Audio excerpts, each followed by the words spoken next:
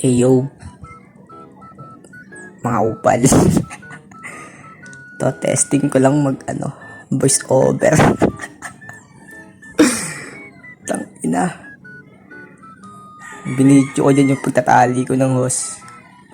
Tang ina kasi naiinis na ako dyan sa host na yan. Lagi na nasisira. Tapos, pag inayos mo, ilang araw lang, sira na naman. Ewan ko dyan, naiinis na ako dyan, walang yan. Tapos, syempre yan.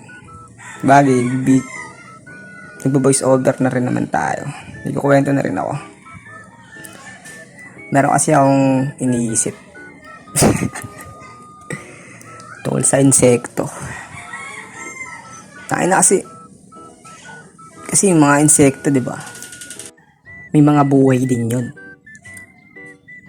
Naano ko lang, paano kaya yung lamok ba nilalamok din?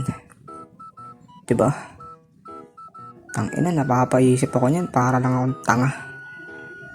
Pero ba't ang tagal magtali na itong puko ng inan to? Uy, bilis mo naman. Yan.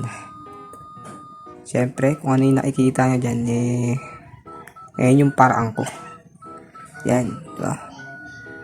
Kala mo talaga, ayos na ayos no? Tangin, kala mo talaga, professional sa pagtatali.